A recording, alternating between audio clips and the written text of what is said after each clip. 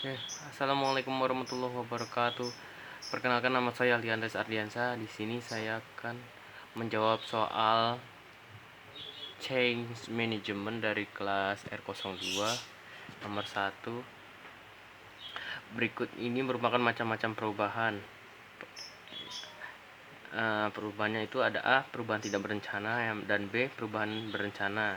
Kemudian sebutkan dan jelaskan perubahan-perubahan di atas.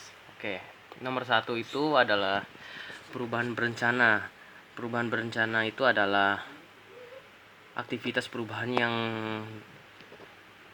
yang disengaja maupun direncanakan dari pihak tertentu dengan maksud dan tujuan tertentu. Oke, apa saja sih perubahan terencana itu? Perubahan terencana itu meliputi pergantian jadwal, tugas, dan perjanjian. Itu seperti itu perubahan terencana. Biasanya yang sering diganti ya, kalau menurut saya sih. Dan kemudian perubahan tidak berencana.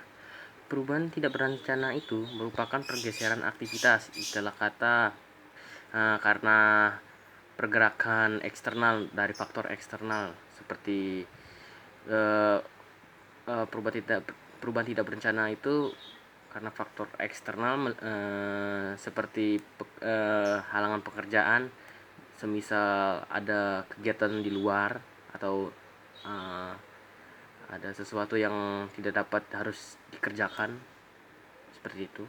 Kemudian faktor alam biasanya karena hujan ataupun karena apa namanya, bisa juga karena longsor atau tanah. Pokoknya intinya faktor alam. Kemudian keadaan darurat.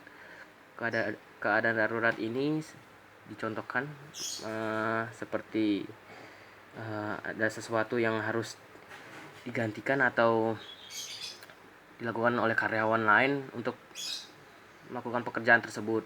Ya, itu contohnya keadaan darurat seperti itu. Atau enggak karena hal mendadak, semisal karyawan apa namanya, uh, meninggal meninggal pada suatu kecelakaan di jalan tol, atau contohnya seperti itulah kalau keadaan darurat ya. Kemudian yang kedua, sebutkan tahapan dalam melakukan manajemen perubahan. Manajemen perubahan ada 4 tahapannya. Yang pertama, tahap 1, identifikasi perubahan. Nah, tahap identifikasi perubahan itu mengenal dulu perubahannya seperti apa yang harus dilakukan. Ya, semisal perubahannya itu berpengaruh sama perusahaan tersebut atau tidak. Kemudian yang tahap kedua, perencanaan perubahan. Setelah dari identifikasi, kemudian direncanakan. Nah, direncanakan ini supaya apa? Supaya perubahan itu sesuai dengan bukan sesuai dengan alur ya, sesuai dengan apa yang diinginkan oleh perusahaan atau tidak. Rencana sudah disepakati atau tidak sama perusahaan tersebut.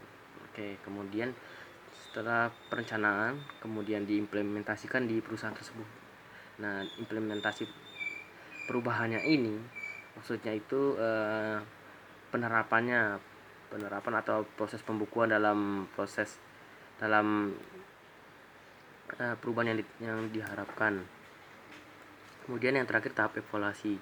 Biasanya setelah implementasi kita mendapatkan feedback atau umpan balik ya, atau tanggapan atau respon. Biasanya seperti itu. Nah, tahapannya seperti apa maksudnya? Jadi itu diperlukan data lengkap untuk melakukan evaluasi.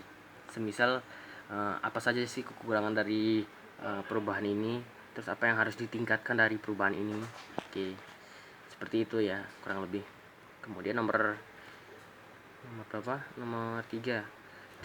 Coba sebutkan ciri-ciri organisasi yang membuat perubahan menjadi sukses. Perubahan yang menjadi sukses ya sebenarnya sih ada 5. Oke, yang pertama itu strategi terencana. Strategi terencana itu merupakan uh, uh, strategi berencana itu menekan cara baru meningkatkan kinerja. Maaf, saya ulangi. Dia ada 5 ya. Strategi terencana itu maksudnya intinya setelah direncanakan ya, apa yang harus dilakukan dalam hal tersebut ya. Kemudian menekan cara-cara baru meningkatkan kinerja, yaitu harus apa ya, bisa dibilang cara-cara baru meningkatkan kinerja ya. Intinya jika cara baru itu bisa cara baru itu bisa dibilang mempunyai kegiatan positif ya, harus ditingkatkan ya, why not, kenapa enggak gitu. Kemudian mengandung nilai humanistik, ini bisa dibilang pendekatan sosial ya, jadi bisa keakraban, kayak semisal kayak faktor harmonis atau kedamaian atau keislamian atau keagamaan lah bisa dibilang. Kemudian menggunakan pendekatan komitmen, ini komitmen kayak misalkan seperti komitmen di perusahaan itu seperti komitmennya akan memajukan perusahaan tersebut dan mendapatkan keuntungan yang lebih, semisal pendekatannya seperti itulah. Menggunakan pendekatan ilmiah, pendekatan ilmiah itu maksudnya cara ilmiah bisa dibilang seperti ilmiah. Oke, di sini saya belum tahu nih pendekatan ilmiah maksudnya ya, tapi yang saya tahu tadi nomor 4 ya, nomor 5 ini kurang tahu ya. Yang kelima tadi menggunakan pendekatan ilmiah. Nah, sekarang nomor 4 tadi udah ya. Tadi nomor berapa? Nomor 3, sekarang nomor 4. Bagaimana cara mengubah budaya organisasi? Cara mengubah budaya organisasi. Bentar. Ya, bagaimana cara mengubah budaya organisasi? Yang pertama, lakukan fase penelitian. Dan yang kedua, yakin jika budaya organisasi dapat diubah. Yang ketiga, ajarkan cara untuk mengubah hal tersebut. Keempat, komunikasi jika perubahan budaya organisasi merupakan inisiatif bersama.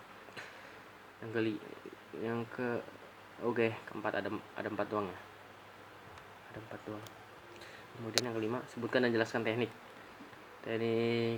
dalam mengurangi persaingan ya, mengurangi tantangan perusahaan. Yang pertama itu ada partisipasi itu memberikan kesempatan kepada karyawan turut berpartisipasi dalam proses perubahan. Yang kedua, edukasi, komunikasi, dan sosialisasi informasi yang mengenai perubahan yang terjadi. Yang ketiga, membangun hubungan yang positif. Karyawan akan lebih bersedia perubahan apabila karyawan memiliki kepercayaan terhadap manajemen. Dan yang keempat itu menerapkan perubahan secara adil, karena mengatasi adanya penolakan dari karyawan adalah dengan menerapkan perubahan itu secara adil kepada masyarakat, kepada seluruh karyawan. Oke, sekian dari jawaban dari saya, kurang lebihnya mohon maaf. Wassalamualaikum warahmatullahi wabarakatuh.